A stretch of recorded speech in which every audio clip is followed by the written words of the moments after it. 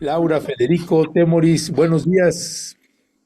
Buenos días. Días. Hola, buen día, buen día. Pues bueno, entrando en materia, si les parece bien, ayer tuvimos una entrevista con Laura Sánchez Ley por una denuncia que nos advirtió y que afortunadamente hemos visto que también pues se han abierto también otros espacios también para darle un seguimiento y ahorita que son las 10 de la mañana y que vamos a ver qué demonios va a hacer esta magistrada con el caso Salvatierra, que ahora además de que este es el cartel, esta es la magistrada que está además buscando pues, reelegirse y que ha estado buscando el voto, pues, pues mire nada más el caso pues más dramático que hemos tenido en el caso de cuerpos hallados con fosas clandestinas, la de Salvatierra, junto con la Bartolina, las fosas clandestinas más dramáticas en volumen de cuerpos y hallazgos. Es verdaderamente terrible. Laura, cuéntanos qué demonios está pasando ahí. Amigos, buenos días, muchas gracias. Saludos a todos, a todas, a todo el auditorio que está por acá, muy proactivo, lo veo el día de hoy. Pues miren, amigos, hoy hay una decisión en una hora y bueno, hablando de lo, es que de verdad es tremendo, ¿no? Hablando de la opacidad del Poder Judicial, en una hora se definirá qué va a pasar con los culpables de la fosa, una de las fosas más grandes que se han descubierto en México a las 11 de la mañana, y nos dicen que no hay transmisión para que la gente vea las audiencias del Consejo de la Judicatura Federal. Es decir, que ustedes y yo no podemos saber hasta que a alguien se le ocurra comunicar la decisión, que generalmente nunca la comunican, ¿eh? Cuando hay resoluciones de este tipo, y es gracias a las familias y a las organizaciones como el Centro Pro que nos enteramos de lo que está pasando. Entonces, en una hora, esta señora pues estará decidiendo. Para la gente que no sabe, yo le doy una explicación muy rápida. En enero del 2020 desaparece en Salvatierra, por cierto, un pueblo mágico de allá de Guanajuato, una joven maestra llamada Lupita. Ella va de su casa al centro. Bueno, desaparece en el trayecto, la desaparecen en el trayecto. Hasta el día de hoy se cree que fue una confusión por parte del cártel de Santa Rosa de Lima, porque en esa semana lo que hizo fue la palabra, no me gusta esta palabra, ¿no? Levantar que utilizan ahí en la jerga policíaca, pero se llevó a mucha gente. Se llevó a mucha gente esa semana, ¿no? Una venganza, estaban buscando a alguien, no se sabe con exactitud qué es lo que sucedió esa semana en Salvatierra. La realidad es que los padres, los profesores, la profesora María y el profesor Javier empiezan una búsqueda grandísima por encontrar a su hija, hasta que un día la profesora María en marzo recibe una llamada con una pista definitiva donde le dicen que le habían prometido a la profesora Lupita antes de morir que le iban a decir el paradero a sus padres y que estaba atrás de la fábrica de huevos Bachoco, esta súper empresa de huevos allí en Guanajuato, y que ahí la iban a encontrar. Se encuentran los papás cavando con sus propias manos y sin ayuda de nadie. Ya después entrarían las comisiones estatales y federales, pero realmente fueron ellos y su hijo Javier quien encuentra la fosa de Salvatierra. En venganza, el cártel de Santa Rosa de Lima asesina unas semanas después a su hijo Javier por este hallazgo que se vuelve mundial. A lo mejor la gente ya no lo recuerda, pero fue del tamaño del tema de Teuchitlán, ¿no? Fue una historia que fue ampliamente difundida por todos los medios internacionales y que pone en la mira al cártel de Santa Rosa de Lima, y donde por fin las autoridades comienzan a tomar acciones porque fue tan impresionante el hallazgo. Ahora lo que sucede es que en abril finalmente detienen a dos, pues, de estos hombres que fueron artífices de esta fosa y que trabajaban directamente para el cártel de Santa Rosa. Y lo que sucede es que les libera una jueza local, y aquí es donde a lo mejor entra un poquito de confusión, llamada Berenice, ese es el nombre, ahora les doy el nombre completo, Gabriela Berenice Pinedo. Resuelve a través de un artículo absurdo, el 191 de la Ley de Amparo, que no dice nada, ¿no? No dice nada este artículo sobre liberar. Aún así ella decide con un artículo que ni siquiera se relacionaba, liberar a uno de ellos, al más importante, a Carlos Cardoso. ¿Qué es lo que sucede en estos momentos? Evidentemente la familia, la comunidad de Salvatierra en un estado de indefensión total y bueno, y de terror, porque están libres paseando por Salvatierra. Hay que recordar que durante la investigación ministerial, mucha de esta población testificó, identificó, estuvo presente. Entonces, esta gente ampliamente tiene identificados a las salvadores de Salvatierra, que por cierto es una población y una comunidad muy pequeña, todos se conocen, están paseándose como Pedro por su casa con la impunidad que caracteriza a estas organizaciones delictivas. El Centro PRO, en conjunto con los papás que tuvieron que salir exiliados por esta razón, los señores Barajas no solo perdieron a sus únicos dos hijos, sino que ahora están exiliados de Guanajuato por temor a que estos hombres se vengan de ellos y con el corazón en la mano porque se quedaron sus familiares, se quedaron los buscadores, los colectivos, las madres buscadoras. Ya lo vimos con el caso de Teuchitlán, cómo las organizaciones regresaron a vengarse y han asesinado a madres buscadoras que encontraron pues ese lugar. Entonces, ahora el asunto, y aquí es donde se relaciona y lo relacionaría con nuestro siguiente tema en un momento de la elección al Poder Judicial, es que el Centro PRO interpone una queja, un recurso, ¿no? Muy fuerte para que se le regrese a prisión a este sujeto, a Carlos Manuel Calderón Cardoso. El caso cae en manos de una magistrada para, pues, mala suerte, llamada Luz Elba de la Torre Orozco. Luz Elba de la Torre Orozco está en la sala penal, ¿no? Del Poder Judicial de la Federación. Entonces, la local decide liberarlo, la federal tiene que regresarlo a la cárcel, tienen todos los elementos. Mira, en otros momentos se sabía que las fiscalías o que las fiscalías conforman mal los hechos. En esta ocasión se los digo porque he hablado con todos los abogados defensores, no fue así. Es un tema totalmente del Poder Judicial. Pero la señora resulta que está haciendo campaña para la elección del 1 de junio y resulta también que pues tenemos información extraoficial de otras fuentes que nos decían que no querían ni siquiera subir el tema este jueves porque de fallar en contra de la familia Barajas, pero también de todos los buscadores y buscadores de Salvatierra, pues esto le iba a afectar en la elección judicial. Hasta este momento el caso está enlistado para las 11 de la mañana, pero nos dicen que no hay certeza que se vaya a subir ahorita en 45 minutos. Entonces, pues estamos en estas. Ella tiene que decidir, en manos de esta jueza federal está la decisión de ayudar a toda la comunidad de Salvatierra. Y también la mala señal que a mí me da, independientemente de si se sube o no, es que el día de ayer, afortunadamente, la población, el pueblo de México, se sumó a ir a pedirle en sus redes sociales de campaña, porque la señora pues anda haciendo campaña, anda bailando en los mercados, anda haciendo pues todo lo que se hace en una campaña en lugar de estar analizando, ¿no? El caso de Salvatierra que tiene que decidirse el día de hoy y es el primer caso donde se estaría, digamos, enjuiciando a una persona por el caso de una narcofosa y desaparición forzada en nuestro país. Sentaría un precedente histórico en el caso de las narcofosas este.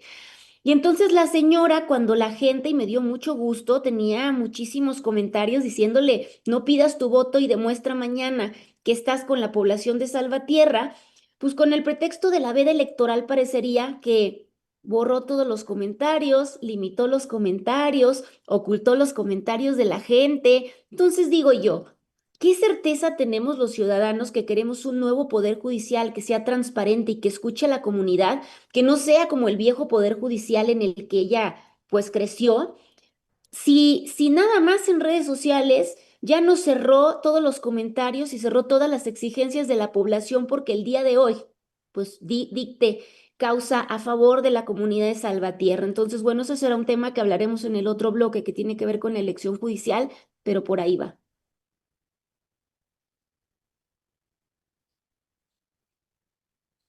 Micrófono, Ernesto. Ahí está. Ahí está, gracias, perdón, gracias Laura y gracias también por hacer esta síntesis del caso de Salvatierra y de esta magistrada. Mi querido Federico, ¿qué decía al respecto con estos casos? Además, déjeme, ahorita Laura hacía un comentario que además ya me queda claro que estamos acostumbrados, dice, pero esta magistrada pues anda en campaña, pues ya saben, anda ahí bailando en los mercados, pues lo que se hace en las campañas. Qué horrible que se haga eso en las campañas políticas y luego además Y cuando en estamos TikTok ahora. hablando, sí, en TikTok y además hablando de casos como este. Federico Bonazo. todo mal, ¿no? Primero felicitar por su valor profesional y personal a Laura, porque no, lo que está denunciando no es... sí, claro, perdón, un segundo. Sí, Gracias, Fede.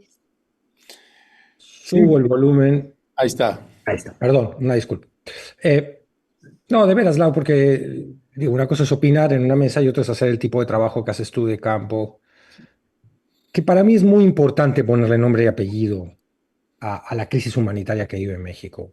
Primero, por un ejercicio elemental donde se supera la función periodística y entramos en el valor y la importancia de la denuncia que genera empatía. Es decir, cuando tú escuchas la historia de la familia Barajas, que no es la única, lamentablemente, en México, si fuera única y excepcional, sería igual de trágica, pero lo terrible aquí, o una de las dimensiones de lo terrible, es que esto se repite. Es decir, que ante el horror de la desaparición de un familiar, encima de todo, tú corres el riesgo de ser desaparecido, secuestrado, asesinado.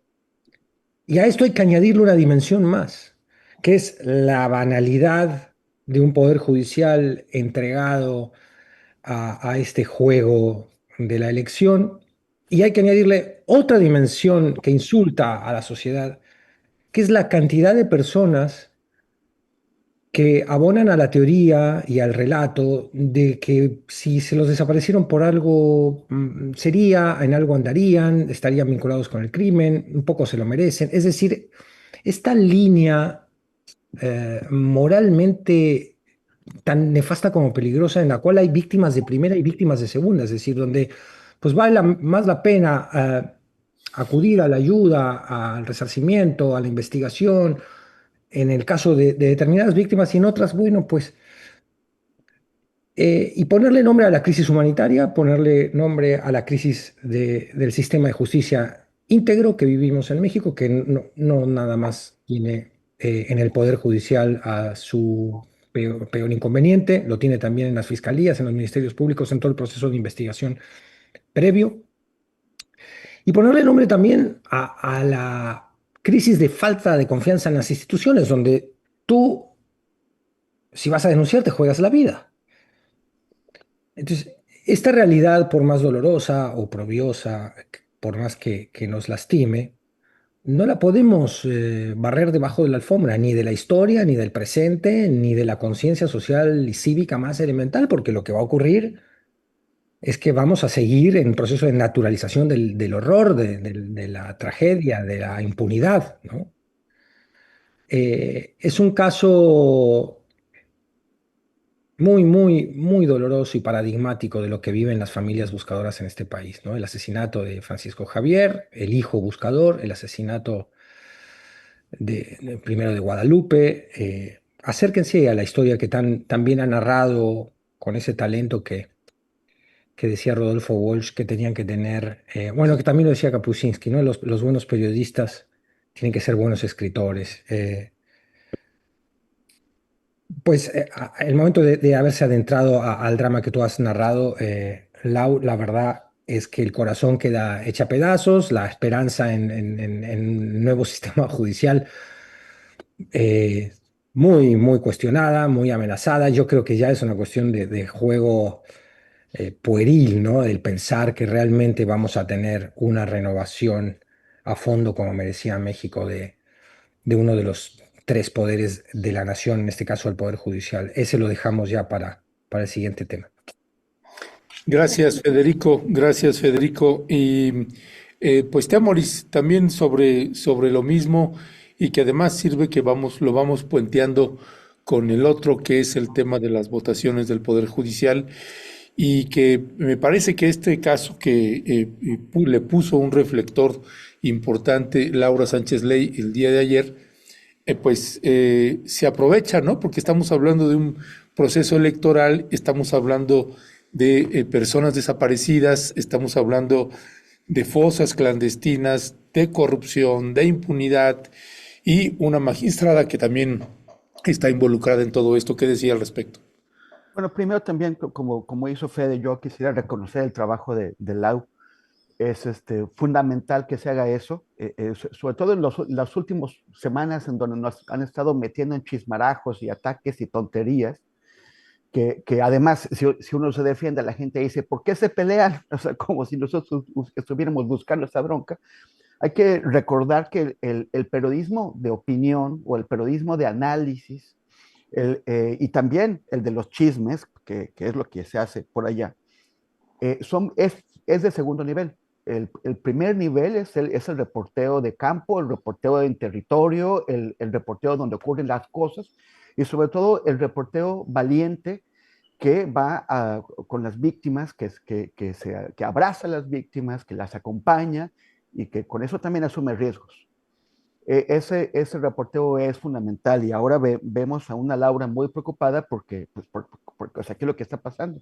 Que una jueza dejó en libertad a gente que puede matar a las personas que los denunciaron. O sea, me recuerda el caso de un documental muy bueno, Las tres muertes de Maricela Escobedo, de un joven director, también buenísimo documentalista, Carlos Pérez Osorio, en donde, por cierto, en la investigación estuvo a cargo de Carla Casillas, una compañera de Ojos de Perro, que en donde finalmente Maricela Escobedo, que buscaba, que había logrado llevar ante un juez, ante unos jueces, al asesino de su hija, finalmente estos jueces fueron dejados en libertad, perdón, los jueces dejaron en libertad al asesino confeso,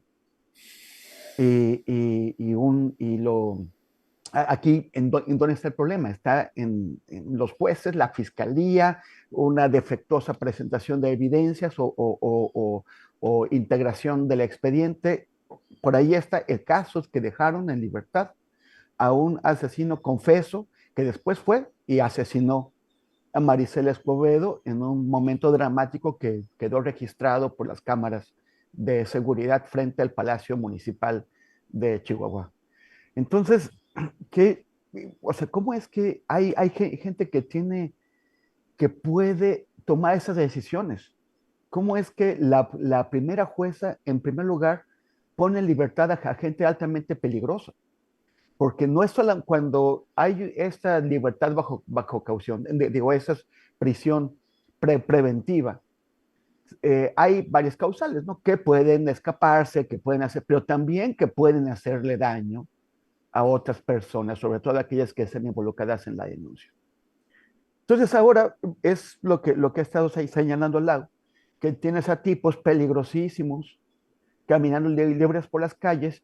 ¿Y a quién le pesa eso? Pues a quienes los denunciaron, a las víctimas que saben que están en peligro y que esas personas en cualquier momento pueden atentar contra ellas. Ya lo hicieron cuando no los habían denunciado. Ahora tienen más razón para perseguirlas.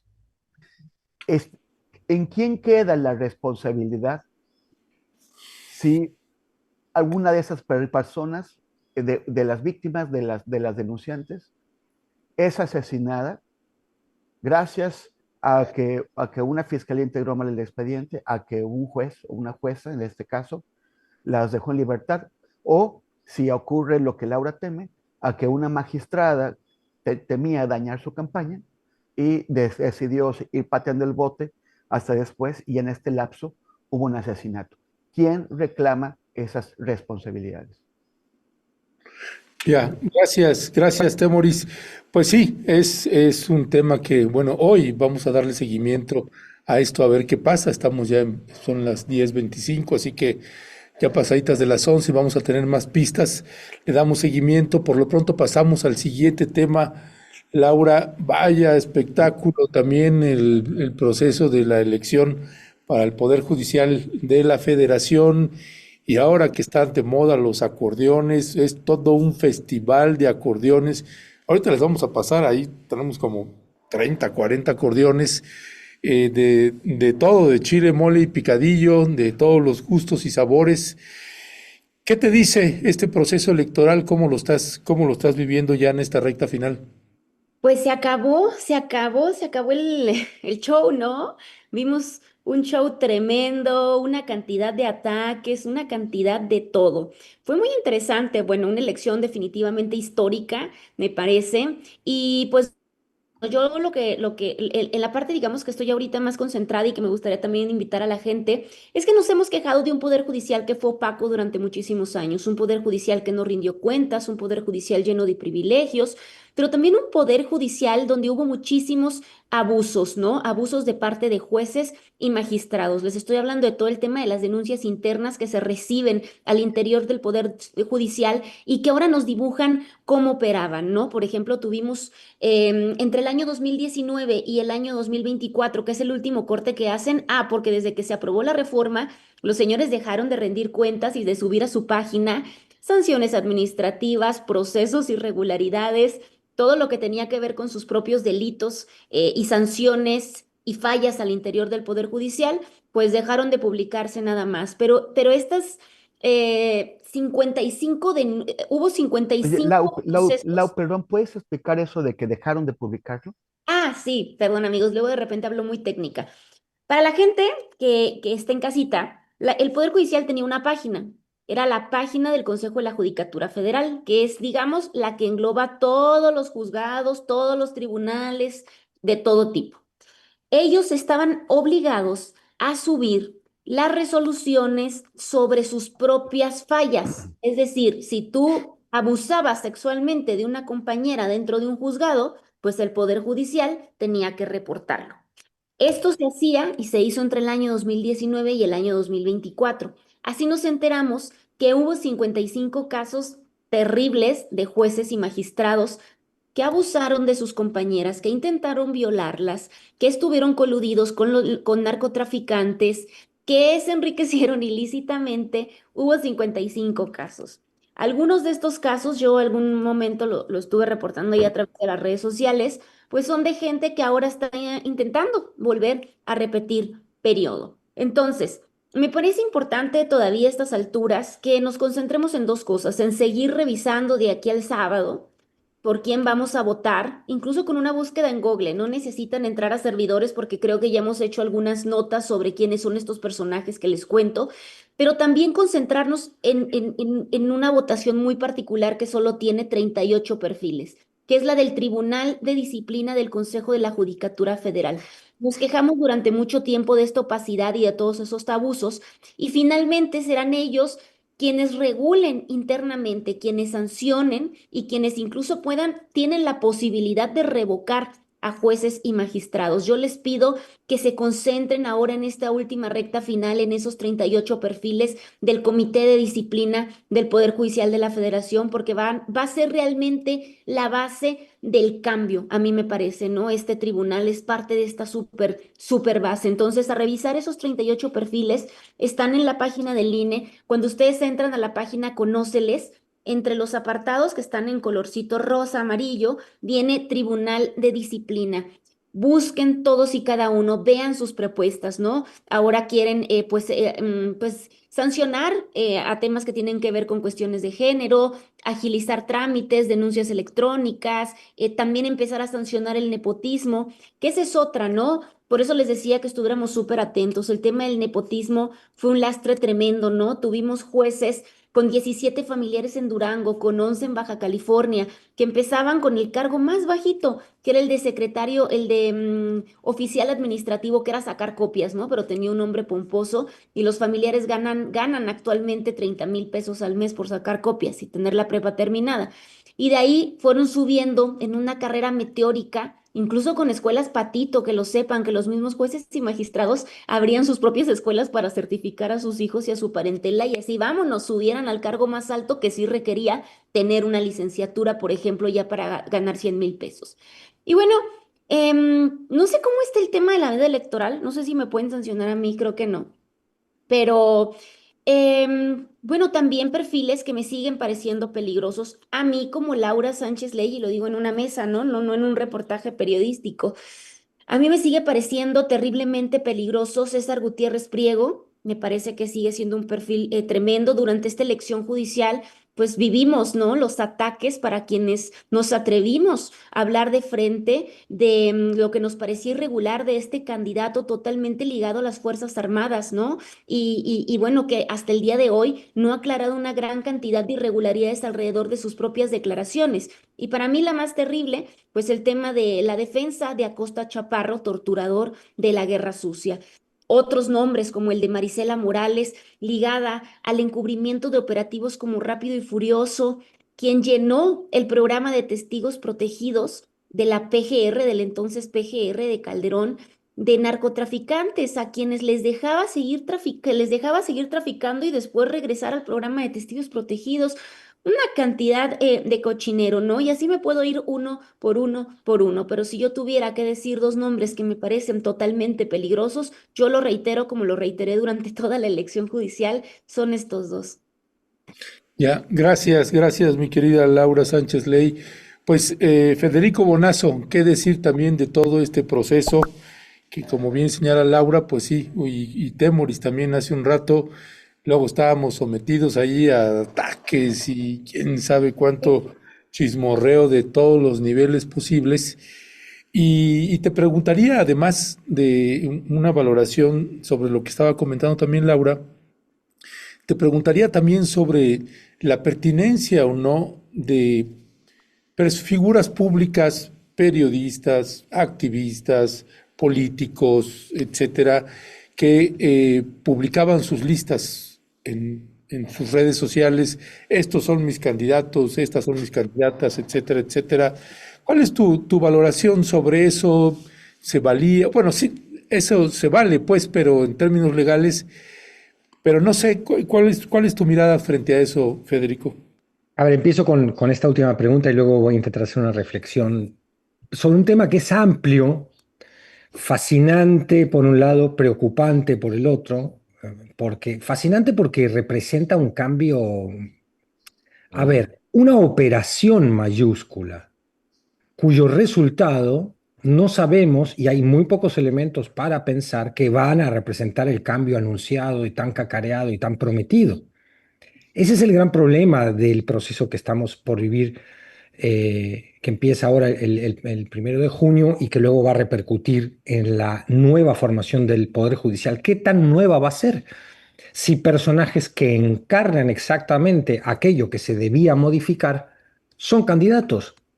Y no es personal, yo no tengo nada personal contra Gutiérrez Priego. Él lamentablemente le ha tocado representar un tipo de perfil punitivista que se refiere a la tortura como quien se refiere a comerse un plato de enchiladas, es decir, con una liviandad que por él mismo dicho ha sido defensor de eh, tremendos represores. Eh, en fin, lo lamento por él, de verdad que no es personal, porque además si se personifica se convierte en un chisme. Él, Yasmín Esquivel, la plagiadora, personajes como la jueza que denunciaba ahora Laura en el caso Salvatierra, son todos ejemplos de que la modificación tan prometida del Poder Judicial pues no, pues peligra en todo caso y dependería de una votación muy informada por una ciudadanía para la cual informarse si tiene que escoger 102 perfiles, entre los cuales hay una variedad increíble. Por ejemplo, hay casos, ¿no? Yo tengo que escoger 102 candidatos por la zona donde vivo, ¿no? O tengo, perdón, el universo para elegir son 102 perfiles a estudiar, perdón. Pues es casi imposible, porque cuando vas a fondo, además, empiezas a detectar fallos autopromovidos en sus biografías. Cuando revisas su historia, dices, pero este hombre dice que tiene un sentido popular, pero en realidad votó en contra cuando fue fiscal o promovió cuando tuvo otro cargo una política completamente diferente, o es un punitivista disfrazado ahora de derecho humanero. Es decir, es muy difícil poder evaluar a fondo la cantidad de perfiles que uno tiene que poner sobre la mesa para hacer finalmente la elección. Perdón, dije que empezaba por la pregunta y no. Vuelvo a la pregunta, porque es muy interesante también. Vemos tweets hoy. Tampoco pongamos nombres porque eso hace, vamos al chisme si ponemos nombres. Pero hay varios personajes, voces influentes de la 4T publicando sus listas hoy. Es muy gracioso porque dicen, aquí está mi lista, pero esta es la mía, la que escogí yo después de darle durísimo a la investigación y así, y se las comunico. Ustedes, por supuesto, hagan la suya propia y voten por quien quieran. Claro, es muy gracioso ese voten por quien quieran, porque muchísima gente va a decir, no, pues yo me ahorro la chamba, no tengo elementos además de juicio, confío profundamente, por ejemplo, uno de los hijos de López Obrador ya publicó su lista, imagínate la cantidad de gente que va a decir, no, pues yo vamos por ahí. Entonces, a la frase autoexculpatoria, ¿no? Justificatoria de estos personajes que dicen, no, pero cada cual, yo aquí está mi lista, pero cada cual va a votar como quiere. Es decir, mucha gente va a votar tu lista, va a ser un vehículo para poner tu lista en la urna. Y el que piense que esto no es así y luego salga con el argumento, no, pero respétale a la gente su autonomía, ¿por qué no confías en que muchísima gente ha hecho el mismo trabajo? Bueno, sí. Entonces, ¿para qué publicar las listas? ¿Para qué publicar los acordeones personales? Yo me he negado, a mí me han dicho, oye, ¿cuáles son? Y me he negado a ponerlo públicamente, salvo algunos casos puntuales, sobre todo del no voto,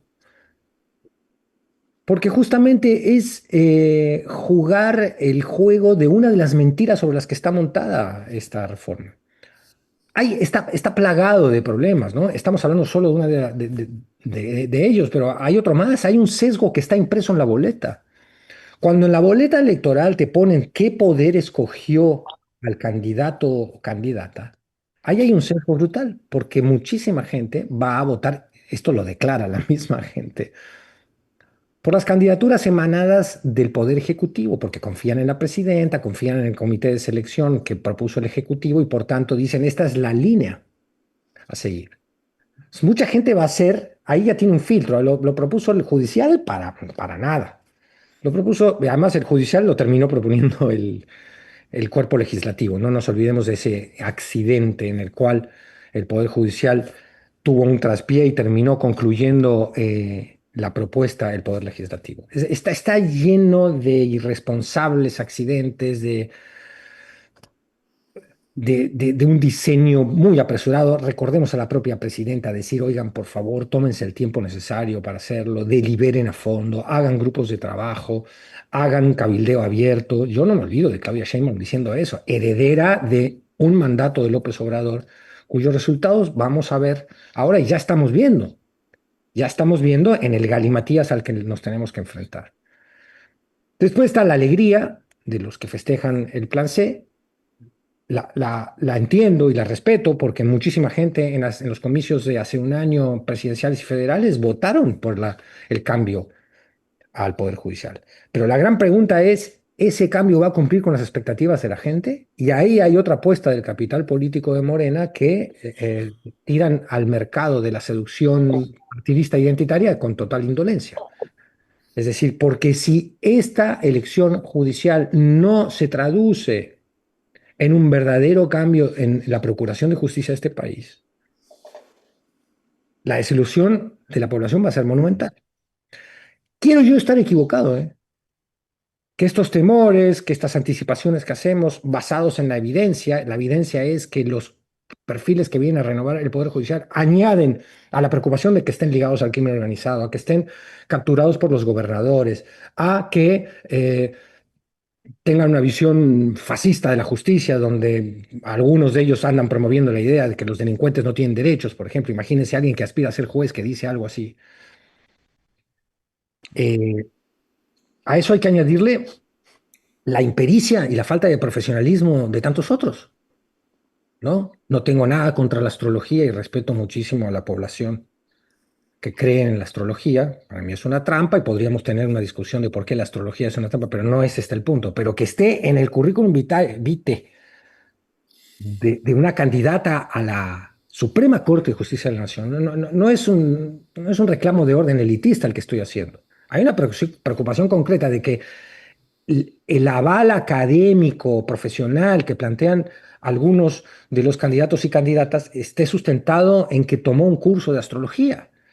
Es decir, este anecdotario particularizado nos habla y nos muestra el grado de enredo, de confusión, de arbitrariedad, de falta de seriedad que tiene aquella reforma hoy ley que vamos a tener que resolver el 1 de junio. aquí con esto concluyo. De todas maneras, por supuesto que hay que ir a votar. Por supuesto que considero, es mi postura, que es una oportunidad democrática sin duda, viciada y enrarecida, pero democrática también. Y el argumento de la oposición para boicotearla me parece que es un berrinche obradorista mucho antes que una verdadera preocupación sobre el futuro del Poder Judicial de este país. Y el argumento principal para desarmar el argumento de esa oposición boicoteadora es que hay suficiente contraste entre perfiles como para hacer no solo interesante, sino necesaria la elección. No es lo mismo la hija de Sánchez Cordero, por poner un ejemplo, o el maestro Batis que va al Tribunal de Justicia, con todos los asegúnes que se le pueden poner a Batis. No hay que olvidar, cuando era fiscal, la resolución de que el asesinato de Digna Ochoa, o el presunto asesinato de Digna Ochoa, había sido un suicidio. Es que luego nos olvidamos también. Entonces, cuando tú empiezas a revisar los perfiles de aquellos que te parecen los mejores, con los que tienes incluso una cierta simpatía, dices, ah, demonios, me había olvidado de esto. Es una suerte de despropósito esta elección. Y quitémoslo de suerte, es un despropósito. Ahora, más despropósito es abonar al boicot, no hacer la tarea de investigar en la medida de lo posible los perfiles e ir a votar el 1 de junio. Gracias, gracias, mi querido Federico. Pues la paradoja para nosotros es lo que dice Jorge Rivera Samarripa. Dice, por todo lo que ustedes platican, es que yo sí quiero su lista. Tienes razón, Jorge, tienes razón. Sí. Así que, Temoris, pues ve abriendo la lista, adelante. Sí. O sea, que ya les doy la lista. Sí, ya. No, porque Pero es tu opinión personal solo, ¿no? Sí, nos mandan al INE, ¿no? No es que quieres incidir en el voto de alguien, es tu opinión personal solamente. Exacto. Oye, hace rato porque es que me costó trabajo resolver los problemas técnicos que traía. Entonces, mientras estaba intentando hacer eso, escuchaba la entrevista, la conversación que tuviste, Ernesto, con el abogado Díaz Gargari, o Gargari, no pude poner bien atención, pero lo que entendí es que Julio Scherer Ibarra está demandándolo o presentó una denuncia en su contra. Bueno, hay un lawfare, o sea, un acoso judicial en su contra. Sí. Julio Scherer, que por cierto fue consejero jurídico del sexenio de la presidencia de López Obrador hasta que lo echaron de ahí, y a quien nuestro colega Hernán Gómez Bruera denunció en un libro que escribió sobre él. Y que por lo tanto también Julio Scherer Ibarra está acosando a Hernán Gómez Bruera, que es una forma, el acoso judicial es una forma que tienen los poderosos, una forma barata para ellos, con pocos problemas, de hostigar, de censurar al periodismo y de evitar que el periodismo los investigue. Julio Scherer Ibarra es como otros abogados prominentes, como Juan Collado, el famoso defensor de expresidentes, o como Javier Cuello Trejo, este peligrosísimo mafioso que también defiende. Ninguno de ellos presumen de ser enormes conocedores de la ley, de la Constitución, que pueden construir casos súper complejos para ganar los casos judiciales que les presentan sus clientes, ¿no? Ellos lo que manejan son redes de tráfico de influencias. Conocen a los jueces, conocen a los policías, conocen a los fiscales, saben a quién hay que darle dinero, a quién hay que papachar, quién quiere qué, cómo negociar para obtener, por ejemplo, que se hagan casos. Un policía hizo algo indebido, un ministerio público no integró debidamente su averiguación previa casualmente y sobre eso se caen, o conocen al fiscal, al juez adecuado o a la jueza adecuada. Saben cómo conseguir resoluciones porque saben de quién tienen una alianza o a quién pueden doblar con amenazas, con otro tipo de presiones. Ya han cobrado venganza con... Ese fuiste tú. Pero, Perdona, sí. Perdón, fui yo. Fuiste tú, pero no eras tú, muy curioso. Te estabas escuchando en un acto de narcisismo abierto. Bueno, o sea, lo que tienen son redes de corrupción, porque también controlan o han podido influir en la manera en que son seleccionados, en que son colocados los jueces. Por eso tienen esas influencias, porque también pueden ayudar a que tal grupo de jueces puedan entrar por aquí y por allá. Eso es lo que se está intentando sacar. O sea, en el momento en que se plantea la elección general o a partir popular de los jueces, yo entiendo que básicamente el criterio de fondo fue: tenemos que renovar por completo este poder judicial profundamente corrupto. Y la forma de hacerlo es esta, es la mejor. Eso es lo que comprobaremos, no necesariamente en la primera elección, sino en varias, a partir de que se corrijan los errores ya evidentes de la elección actual. Ahora, o sea, ¿cuál es el problema? Que precisamente por esos errores, pues pueden volverse a crear, y es la aspiración de grupos de nuevas redes de tráfico de influencias. Adán Augusto López, el coordinador de los senadores de Morena, es uno de los grandes articuladores de redes de corrupción adentro de la 4T. Representa muchísimo dinero que ya se vio en su campaña, en su intento de ser el candidato de Morena a la presidencia de la República. Y ahora lo estamos viendo aquí. Está el señor que mencionaba Laura, César Gutiérrez Priego, pues es el representante, o es uno de los representantes, porque seguramente hay más. Lo que pasa es que nadie, o sea, es tan complejo esto que nadie ha podido hacer un mapeo de cómo están estos grupos intentando influir en la elección judicial. Pero pero Adán Augusto López no se va a contentar con poner un ministro de la Suprema Corte. Él intentará colocar gente en todos lados. Habría que ver cómo están los distritos de la zona del Tabasco, que es su principal área de influencia, a ver qué tantos candidatos pues está impulsando Adán Augusto López. Pero uno de ellos es César Gutiérrez Priego, y una de las herramientas que está utilizando para hacer esto, pues es a través de Manuel Padrero, que es el vínculo o es la forma en que penetra este grupo de, pues ya no son youtubers, sino chismotubers, ¿no? Que se dedican al chisme y a la grilla. Acabo de ver hace un par de días que Manuel Padrero está presumiendo un nuevo estudio de televisión o de teleyoutuber, que es lo que está haciendo. O sea, está entrando muchísimo dinero y está entrando por ahí. Ahora, si esta elección sirve para que se creen nuevas redes, porque obviamente la de Don Augusto no es la única. Estoy seguro de que Ricardo Monreal, que sabemos hasta dónde le llegan los colmillos, y está intentando construir la suya, que no serán redes al servicio de la 4T, sino al servicio de sus patrones, que es Adán Augusto, que es Ricardo Monreal, que serán otros señores también, desde la oposición. O sea, todos esos abogados colmilludos pues están actuando para conservar su influencia y, ser posible, ampliarla. Entonces, ese es el riesgo. Cuando Fede dice: yo no quiero publicar mi lista, entiendo de dónde viene. Pero es como cuando los ciudadanos dicen: yo no quiero ir a votar. Si los ciudadanos y las ciudadanas no van a votar, el poder de los grupos corporativos que están impulsando sus listas crece. Mientras menos ciudadanos libres o sin vínculos prehechos van a votar, el peso de los grupos corporativos aumenta, el peso de los grupos que ya tienen garantizados 1,000 votos. Esos 1,000 votos, si hay 1,500 votos, esos 1,000 votos pues definen la elección.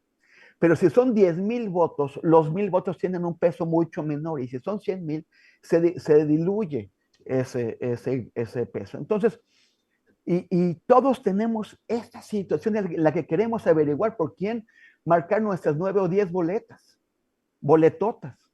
Yo por eso, sí, por ejemplo, me interesa mucho, y ya lo he mencionado antes, el trabajo que ha hecho Viridiana Ríos, porque ella no llega a decir: estos son mis cuates, vayan a votar por ellos. Ella establece una serie de criterios en su página viridios.com, criterios transparentes. O sea, establece un perfil ideal de lo que deberían ser las personas por las cuales deberíamos votar, y luego evalúa a los candidatos de las 3 boletas principales para decir: bueno, ese es el puntaje que obtienen de cada criterio, y a partir de ahí vamos o podemos ir a votar por ellos. Aunque esas son solamente 3 boletas del montón de boletas que tenemos que hacer.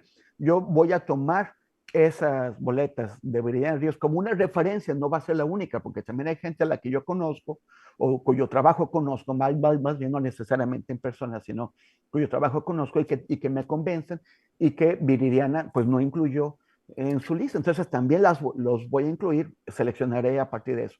También voy a tomar en cuenta una lista que elaboró un grupo de organizaciones de la sociedad civil, en donde esa es una contralista. Esos no son sus preferidos, sino aquellos por los que no deberíamos votar porque tienen procesos pendientes, porque tienen agresiones que se han hecho públicas, porque son resoluciones contra la ley, contra la justicia, como la que menciona Laura, de esta jueza que dejó en libertad a esos criminales. Entonces, lo que hacen es balconear a esta gente y no deberíamos votar por ella.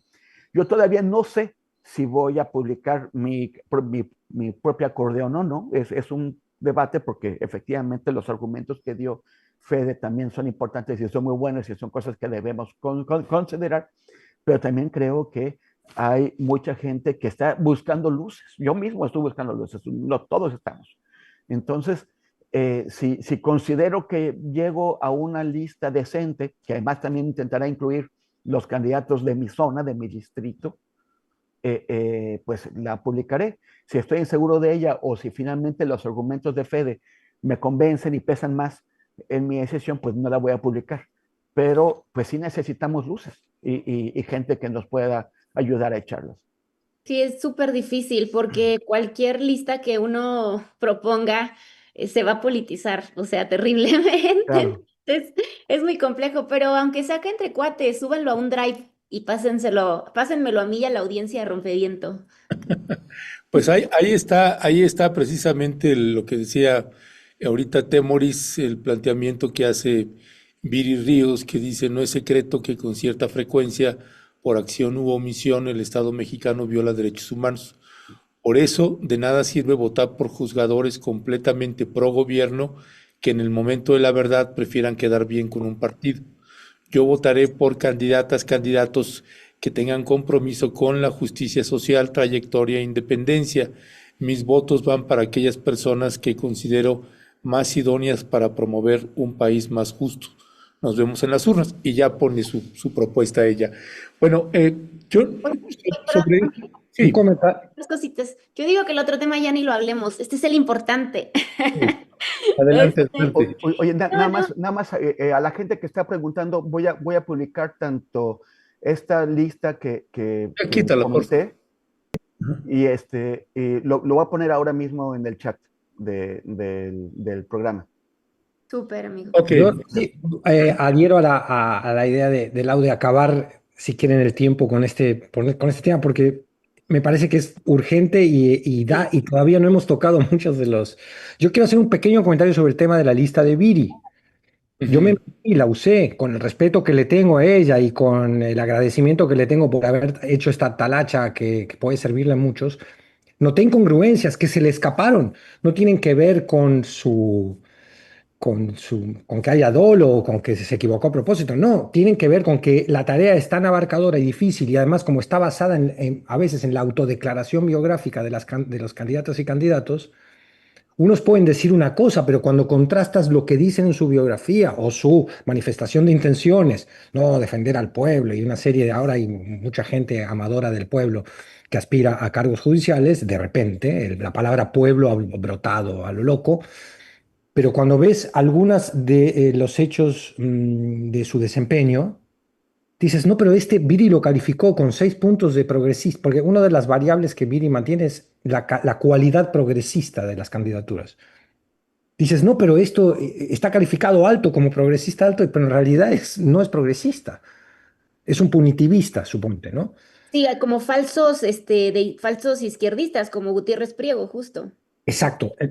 No, Bueno, pero él es falso izquierdista para quién, o sea, yo no lo veo de izquierdos por ningún lado. no, él se declara de izquierda y mucha gente cuando Claro. argumenta a favor de él te dice, no, pues si es un hombre de izquierda, que no ves Un que él lo tipo, dice, un ah, sí, él tipo, lo dice, me un quedo mucho más tipo, tranquilo. un tipo que no es que tenga los pecados del padre, pero celebra los pecados del padre. O sea, pone videos del padre donde dice que él mataba a 10 guerrilleros por cada soldado que le mataban, independientemente de que tuvieran que ver, o a 10 personas, y que torturaba. Pero además, como ha demostrado buenísimo eso. Sí, como ha demostrado la investigación que hizo Ernesto Rompimiento, de hecho la investigación más dura contra el personaje, las inconsistencias.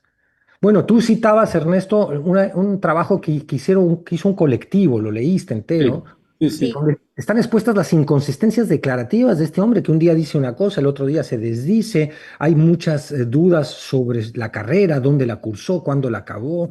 Es un hombre proclive a mentir, digamos, y un juez de la Suprema Corte bueno, tiene prohibido ese tipo de conductas. Sí, hay un perfil psicótico del personaje a la hora de sostener una mentira y cómo intenta darle la vuelta y no responde lo que finalmente se le está preguntando. Y yo aquí aprovecharía para abrir este otro tema que tiene que ver con esto que señalaba también Temoris, con los influencers, en este caso Manuel Pedrero. Pero yo lo llevaría, además de Manuel Pedrero, que es pues un chavo que pues así se lo devoró completito César Gutiérrez Priego, eh, pero no solamente es él, es toda una red de influencers ahí que además van a la mañanera, que además la presidenta les da la palabra y que pues, pues sería más honesto que dijeran, pues no, pues en realidad somos publicistas, ¿no? Este medio que tienen de los reporteros MX, la publicidad que le hace, por ejemplo, al gobernador de Puebla, a Armenta, es verdaderamente penosa y vergonzosa. Y así a varios gobernadores. Andrea Chávez también.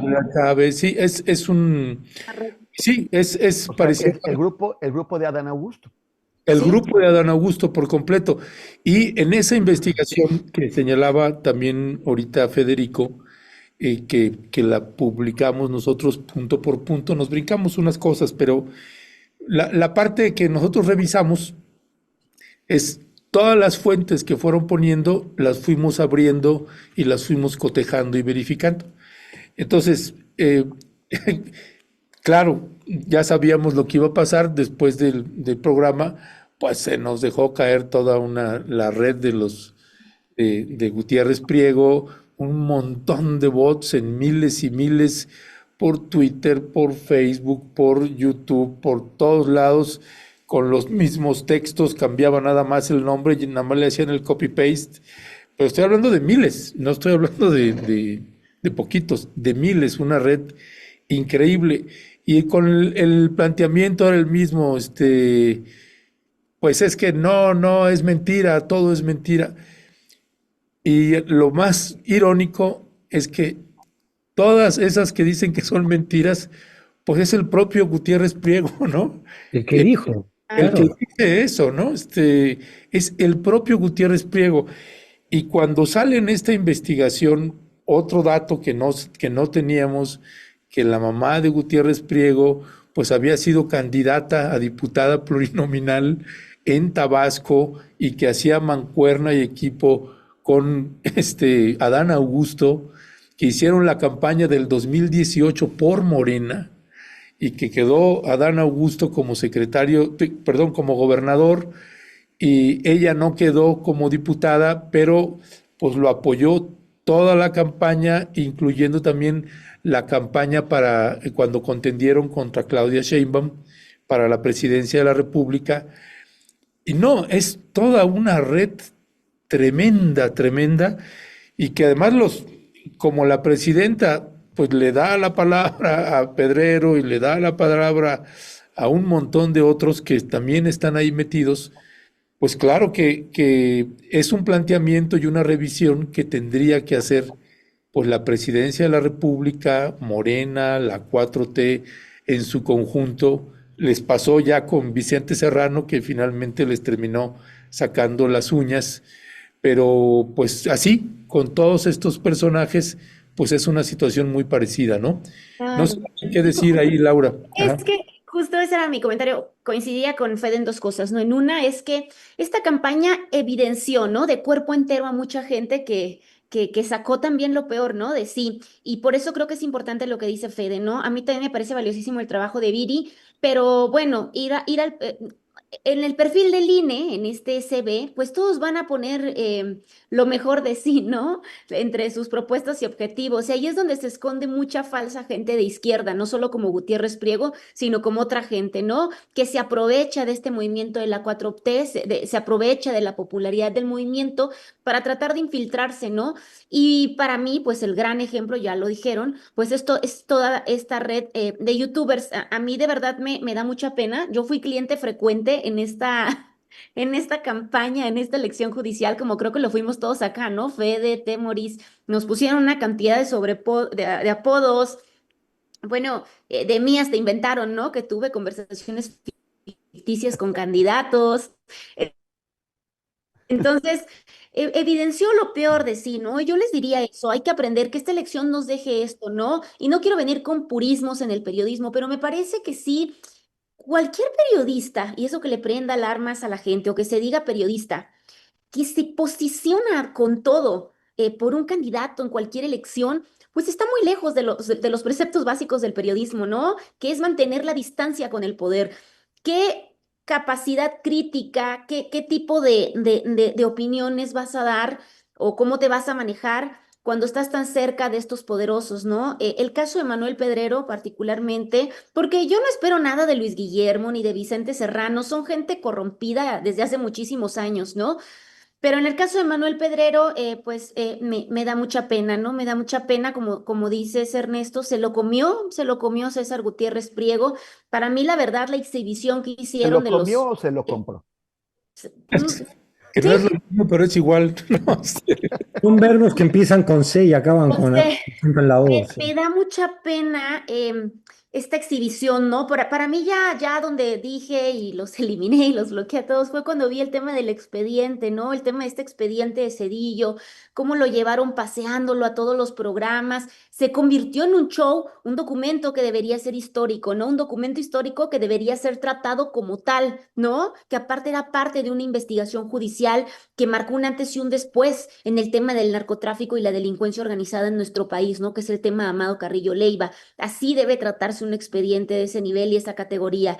Creo que ya el colmo fue cuando vi que traían el expediente y que decían que César Gutiérrez Priego no se podía despegar a más de, sé, 20 20 metros metros. del expediente. Me dio mucha pena porque Y risa, y risa.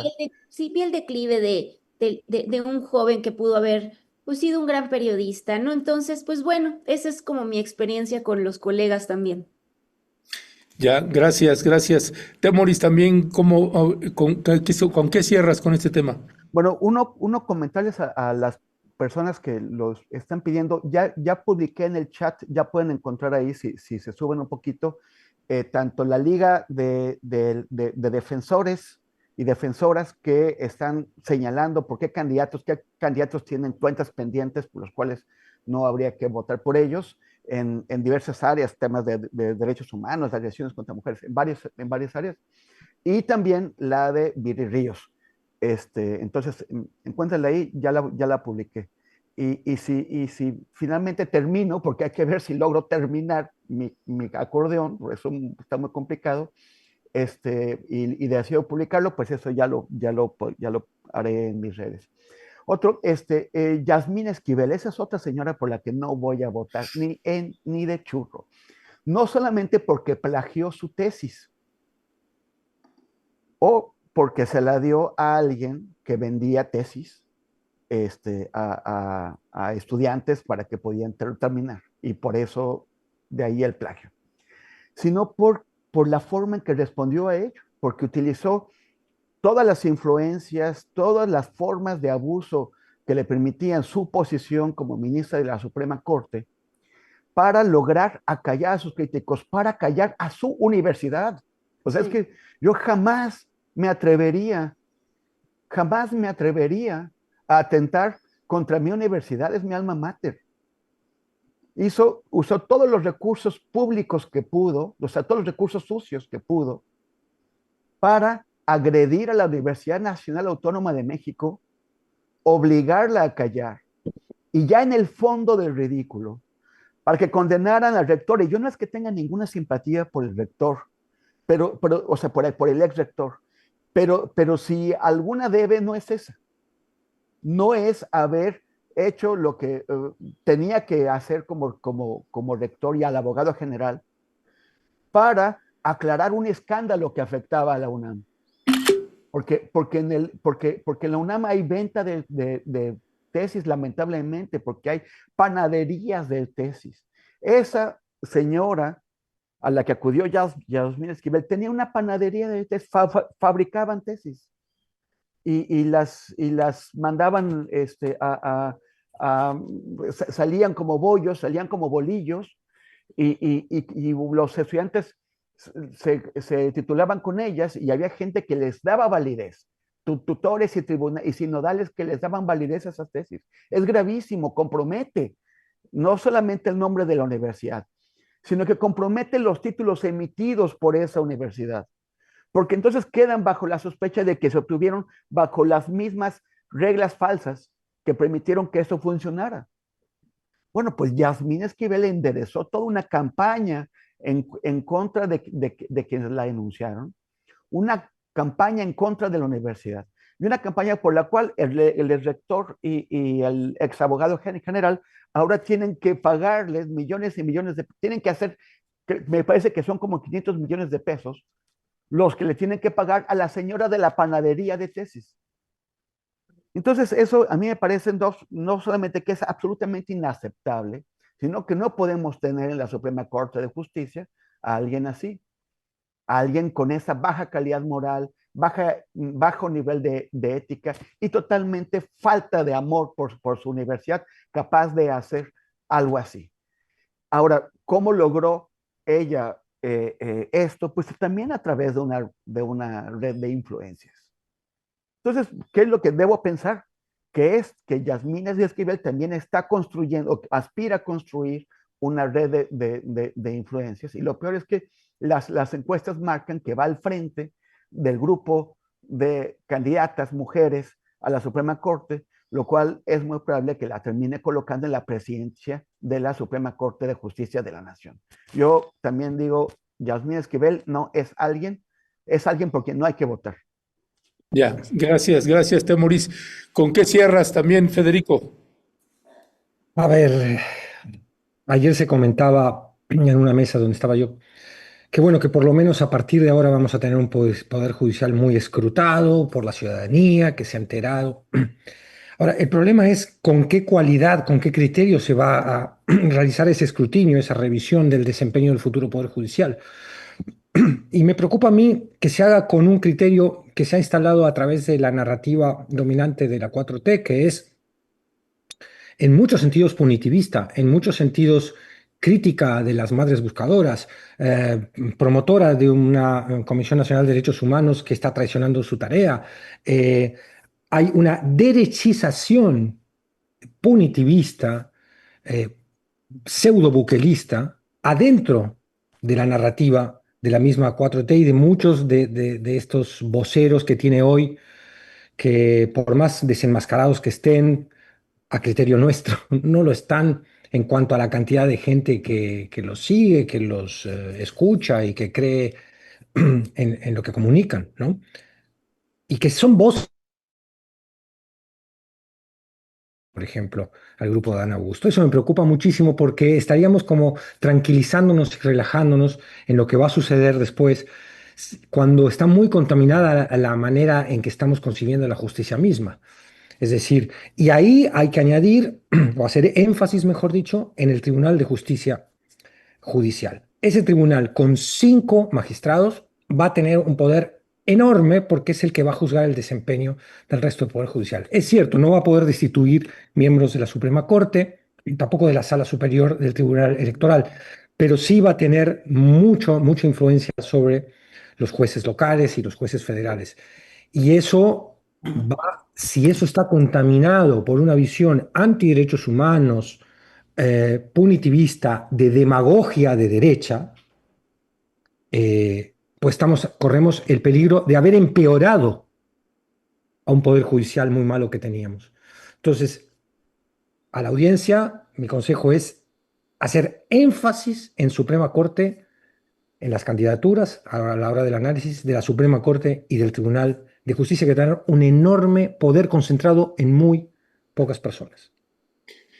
Pues Federico Bonazo, Laura Sánchez Ley, Temoris Greco, como siempre, un escandaloso placer tenerles aquí con nosotras. Nosotros les mandamos un fuerte abrazo y pues es un tema que todavía va a dar para mucho, así que posiblemente ahí todavía nos estemos comunicando. Gracias, gracias. Adiós, amigos. Abrazo, bye. Pues, Bye.